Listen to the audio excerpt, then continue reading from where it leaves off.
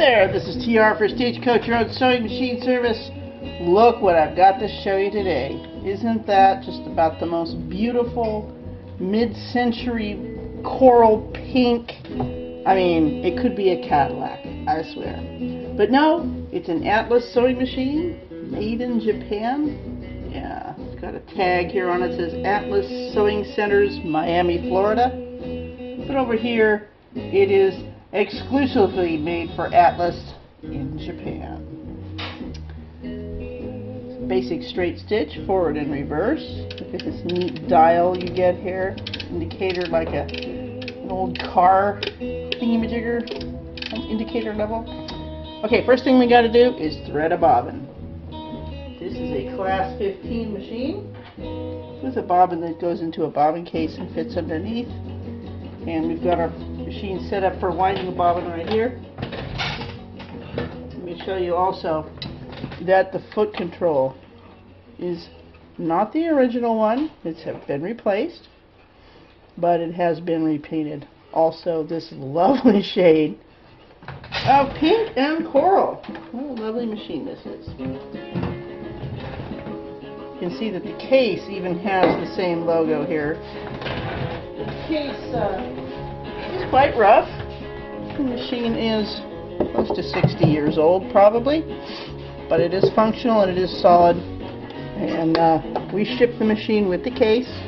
You might like to put it in a cabinet that you could find at a thrift store or yard sale, or maybe you have one that someone has left you. With a non-working sewing machine, you could put the Atlas in there. So anyway, let's wind a bobbin. First, we got to declutch the machine by turning the inner wheel back, and then let's give her some fuel here.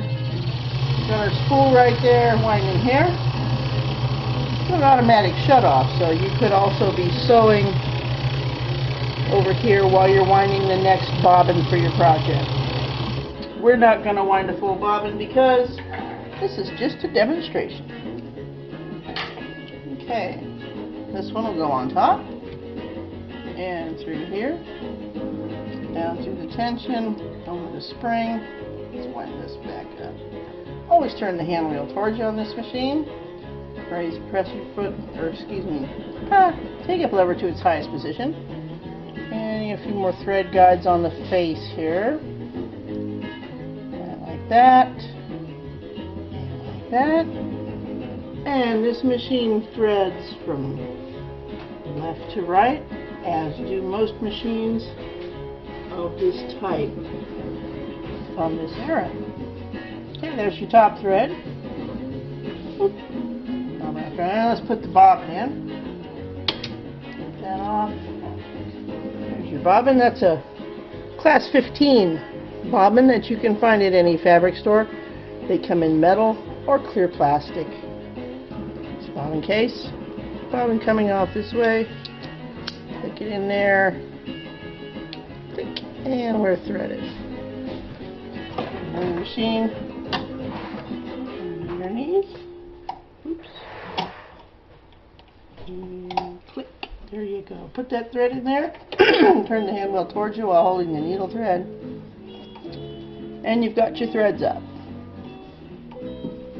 I did not plan for the thread to match the machine, but that's what I've got in my demo box this morning. So, isn't that just color coordinated? There's a piece of shirting here. Let's just hear how the machine does on a basic straight stitch. We've got the stitch length set at 3. Since this is an Asian Japanese machine, it uses centimeters scale. I think that's how they are referring to it, rather than our Singer inches scale. But let's sew. Oh, we're not going anywhere. Let's see. Do we have pressure? Do we have a foot down? Do we have our presser foot up? Yes, baby. We got all those things. And we're still not going anywhere. Yeah! Stop. Well, hey, that was just pilot error there. Let's try that again. There we go. What a nice, smooth, listen to the sound of that. It's really smooth.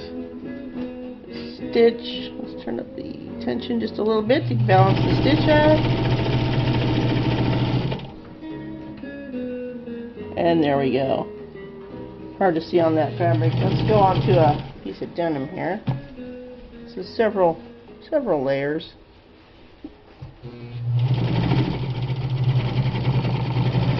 Just right on through that.